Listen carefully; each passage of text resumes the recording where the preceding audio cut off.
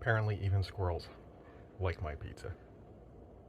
Hello everyone and welcome back here to Comic Vantage. Now today we have something a little different. So anybody that follows my channel knows that I'm a huge fan of food. I love food, I love cooking it, I love eating it, I love everything about food. And there is few foods I love more than a good New York style pizza. I have had the distinct pleasure of having pizza from everywhere from Reading, Pennsylvania's Pizza Como, all the way to San Diego's Felipe Pizza Grotto, and pretty much everything in between. And because of this love of pizza, it's led me on my own probably 10-year journey to perfect New York style pizza. I think I've gotten pretty close, so I'm here to show you some tips, some tricks that I picked up along the way, and just to help you out. Whether you're using a wood-fired pizza oven, a convection oven, or a conventional oven, I'm here to show you how to make the best possible pizza that you can. So let's get started. Okay, so the first thing we're going to talk about is we are going to talk about equipment, what you need to make your pizzas.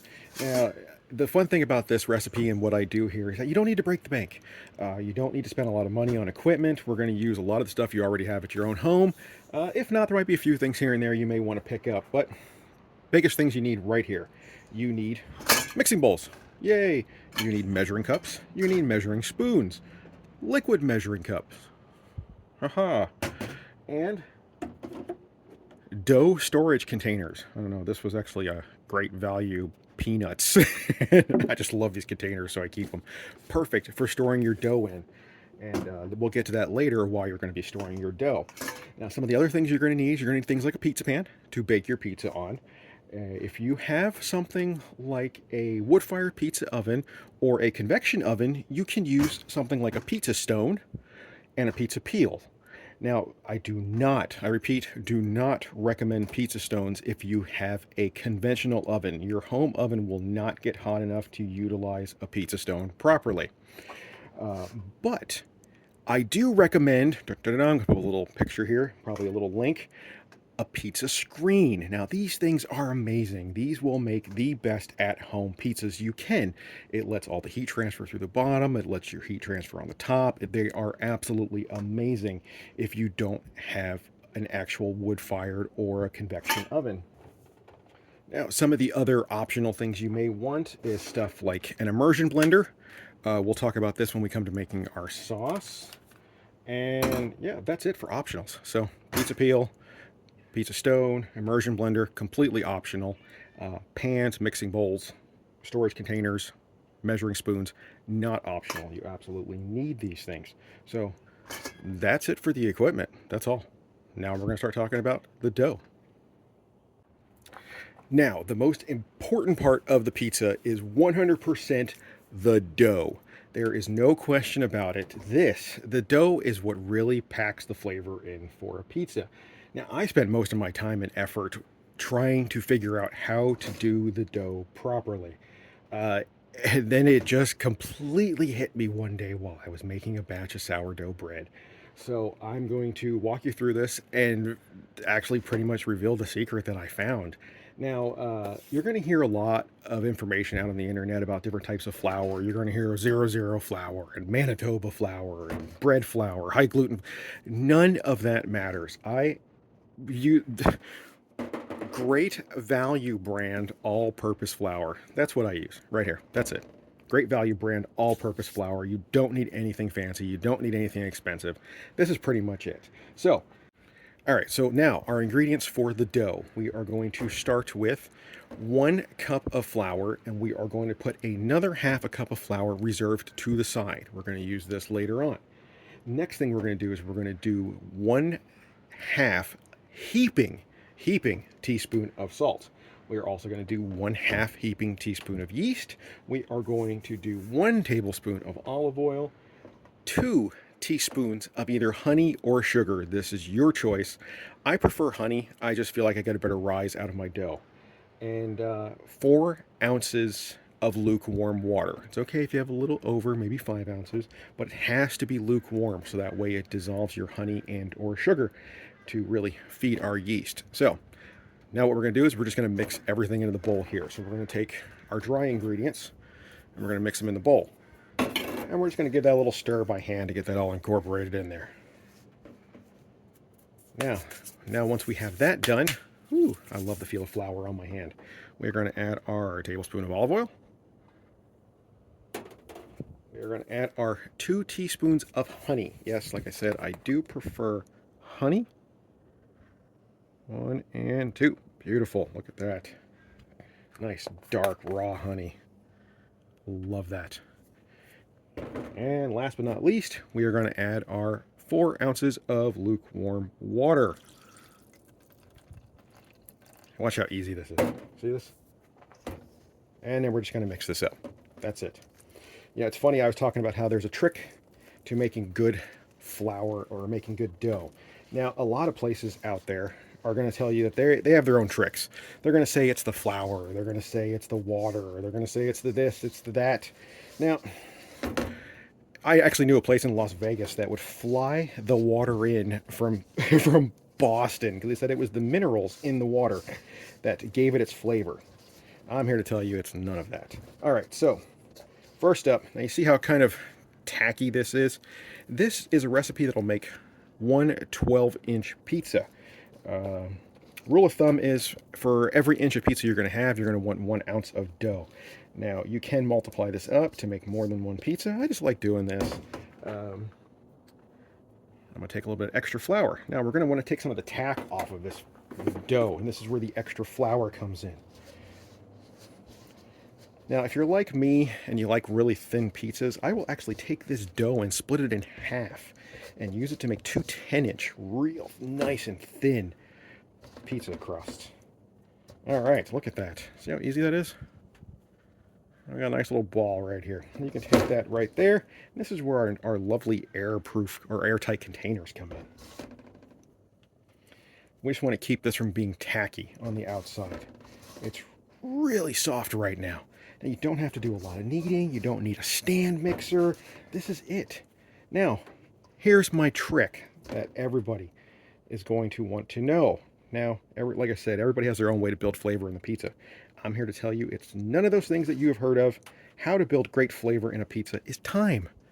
All you need is time. Fermentation is going to take care of your flavor and your mixing on this dough. All right, I'm going to split this in half. Yeah, actually, I was making a batch of sourdough one day, and the recipe said to take the dough and leave it sit out overnight. And I was like, what? So I did it, and it made the best sourdough bread. I couldn't believe it. And I was like, will that work for pizza dough? So now I'm going to take this, I'm going to plunk it right into these containers over here. And I did it, and it did. So that is my trick and secret, is just time. It's funny because by tomorrow when you come back to this is going to be like quadruple in size. It is going to smell like a beer from all of the carbon dioxide being released from the fermentation. It's going to build such amazing flavor. Now, the awesome thing about this dough is that it will also double as a great bread dough. You can make bread with this. You can make bread sticks. You can pretty much do whatever you want with it other than pizza. So that's that. Let me clean up and I'm going to come back in a second. All right. That's it right there. That is all we need. So I guess I forgot to mention, this is a 2-day process. I can usually, now that I've gotten really good at this, I can usually get this dough ready in about 15 minutes and let it sit overnight and have absolutely amazing pizza the next day. So this is great for a little family event. You can get a whole bunch of dough made the night before and then the next day have a pizza party with your family. And yeah, that is it. We're going to leave this sit out. That's right. We're just going to leave it sit out on a counter overnight. That's all. All right. So the next thing we are going to do now is I'm going to show you the sauce. All right. Next up, we are going to talk about the sauce. Now, with the sauce, again, you don't need to go expensive on this. You don't need fresh tomatoes. You don't need long cooking times. You can go completely cheap on this. It's... The only thing you really need optional is an immersion blender, and you really don't even need that. Now, again, these are all cheap ingredients I picked up at Walmart, great value brands. Let's start with that.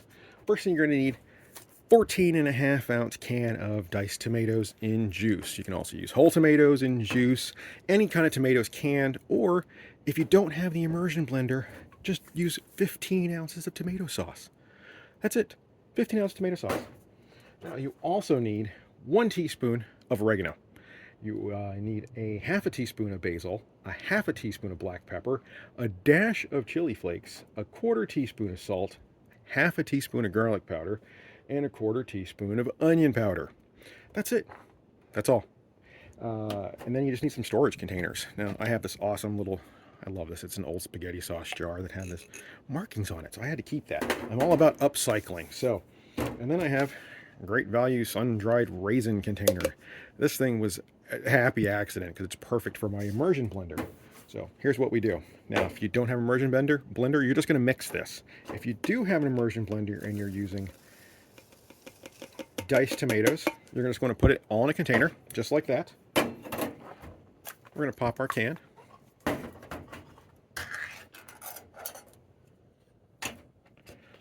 Plunk. Now, the awesome thing about this is that it also really doubles as a great spaghetti sauce, too.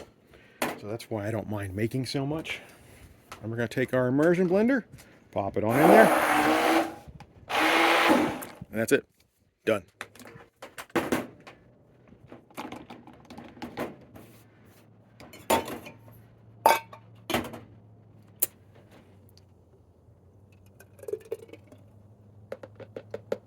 Now, this is also best made the night before so it can chill overnight in the fridge. There we go. Now, if the sauce is a little too acidic for you, I know some people don't like the acidity in sauce, for the love of God, do not put sugar in this. We are not making Papa John's pizza here. Okay?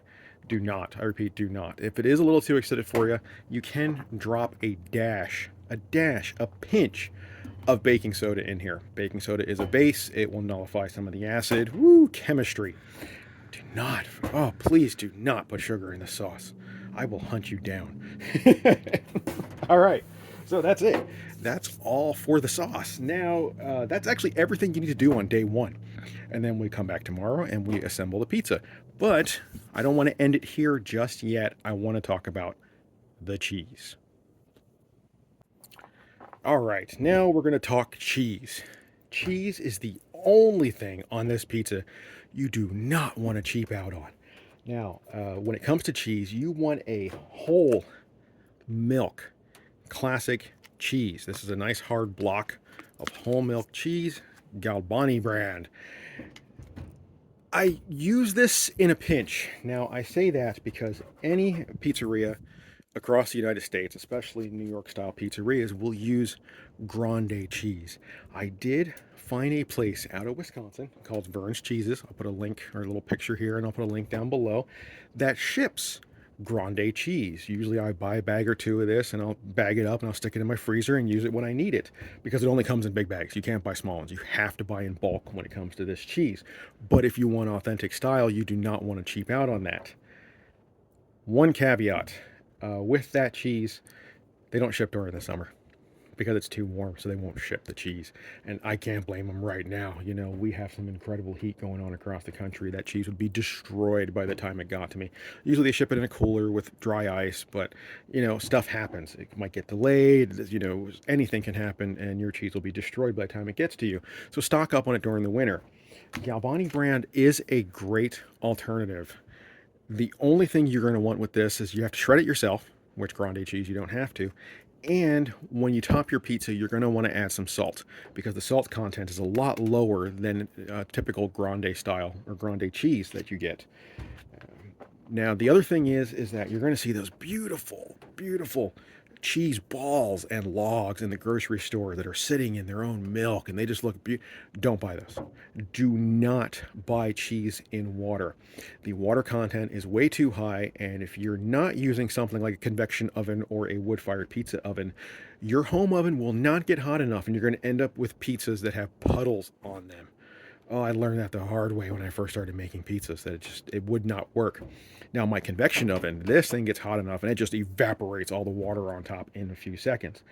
Home ovens will not do that. I would actually have to pat them dry, and I would lose a lot of flavor, and it was just, they were terrible. So learn from my mistake. Do not use fresh mozzarella. Use whole fat, grinding, shredding, shreddable, or get yourself some grande cheese out of Wisconsin. So that's it. That is it for day one. So I'll be back for you, it'll be a few seconds. For me, it'll be overnight. And I will show you how to assemble this pizza, and we'll talk about baking it in the different types of ovens. All right. All right. And now we are back here with day two. And today is the easy day. Today we are just going to finish prepping our dough and assembling, cooking, eating. Today is the fun day. All right, so let's take a look at this dough we made yesterday. Look at that. That was just a little ball we put in there. It's about tripled in size. Like I said, the dough that I make makes about one single 12-inch pizza, which in retrospect, I should have kept this in one whole piece so you can see how nice and big and beautiful this pizza turns out. But I like my dough a little thinner. But look at all those air bubbles. Look at that. Now, my wife likes her pizza dough a little healthier, so I make wheat for her. And you could do the exact same dough, but with wheat. I've gotten this thing up to 75% wheat content with only 25% white flour, and it still turns out beautiful like this. Okay, so now we're just going to take our last quarter cup of flour left over. Remember I had to reserve a half a cup? Well, we used a half a cup to make the dough, and now we're just going to dump it here on our table. Good stuff. All right, you want to get your hands nice and coated. So now we are just you're going to do this maybe an hour or two before you want to actually bake your pizzas. You're going to take your dough out of here. We're going to scrape it on out, nice and easy. And we are just going to reform this back into a ball. Squeeze out some of the air bubbles, and we're going to let this do a second rise for us. All right, so we're just going to take this, reform it into a ball, get it all nice and pretty.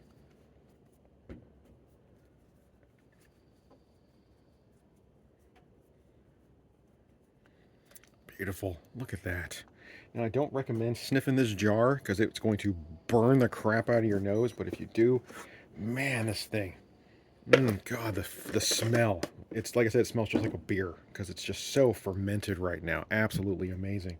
So that's that. We're going to do this for all of our dough, and we're going to come back and start assembling. All right, so now we've had our dough resting for another hour. It's pretty much redoubled in size, and we're good to go. We're going to start pressing stuff out. As you can see, I kind of got a mess going on here because I already made my wife's pizza first. So we got all of our great ingredients that we made yesterday. We have our sauce, we have our dough, we have that Galbani cheese. I actually shred this already, good to go. And optional stuff, I have my cornmeal that I'm going to use on my pizza peel, so that way it does not stick on here. Ooh, the pizza's smelling amazing already that's in that oven. Okay, so we're going to grab our dough ball to start with. Pull it out of here. Now, my pizza flipping skills are pretty much subpar at best. But it's not as important as pressing the dough. So we have this dough, it's beautiful, it's full of air bubbles right now. So what we're going to do is we're going to take our fingers, we're going to interlock them, and we're going to start pressing this dough out from the middle to the edge. And now what we're doing is we are deflating the dough, because you don't want big bubbles bursting in the middle of your dough while it's cooking. Now, if you're like me, though, I really enjoy the bubbles in the crust, so I try to keep as many as I can towards the end. Beautiful. Look at that. And it's so soft and springy. I mean, this stuff is amazing right now. And all because of time. We didn't have to over-knead it. We didn't have to mix it in a mixer. All right. So there we are. There's our dough all ready to go. Like I said, I split mine in half because I like two 10-inch pizzas. I'll eat one for lunch and then one for dinner. You can keep the dough together and build one nice, big, beautiful 12-inch pizza. Or you can, scale it up even higher and make a bigger pizza. Or you can scale it up and make a thick, small pizza. All right, now we're just going to spread around our sauce here.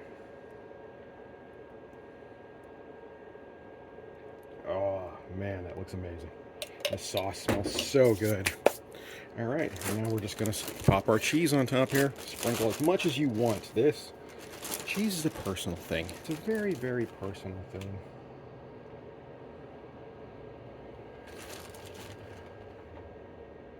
I like a lot of cheese. So also a secret to this is that as the cheese melts, it will flow to the middle of the pizza. So you're going to want to put more to the edge. All right, there's that. And now, like I said, the salt content in this thing is a little lackluster. So we're just going to top it with a little bit of salt and some oregano. That's it. Now we're ready to go in the oven. Gonna give this a little shake, make sure it's not sticking, and we're ready to pop this in the oven. Now, cooking times on pizza is going to vary from oven to oven. If you're using a conventional oven, you want to get the oven as hot as you possibly can, and it's probably going to cook for 15 to 20 minutes. Halfway through the cooking, you're going to want to flip the pizza around so that way it's cooking evenly. If you're using a convection oven like I am, again, as hot as you possibly can get it to go, and it is going to be done in about 10 minutes. If you're using a wood-fired oven or even a big propane oven that will get to 700 degrees, this will only take a minute and a half. Either way, though, you want to flip the pizza halfway through, front to back, so that way it's cooking evenly. So, all right, so now I'm just waiting for my wife's pizza to get done. I'm going to pop this in, and when we come back, we're going to have a gorgeous little pizza. Okay, I do want to show this off first. This is the first pizza that came out. This is the one I made for my wife. She likes a thicker crust pizza, so this is full crust. A little bit smaller than 12 inches, probably around 11, so that way we can get it nice and fat. Topped with chicken and onions, and you know, like I said, pizza's a very personal thing. You can top it with pretty much whatever you want, except for pineapple. Pineapple does not belong on a pizza, but anything else, you're good to go. So, next we come back, I'm going to show you mine. All right, and here we have it. An absolutely beautiful and delicious New York style pizza.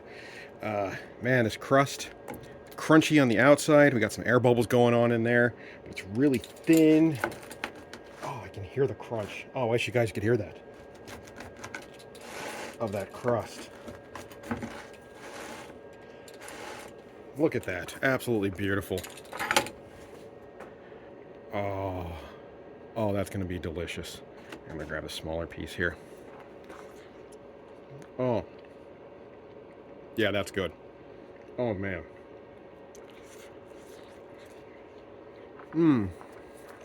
Well, that's it, people. That's how easy that is. I'm going to get back to eating.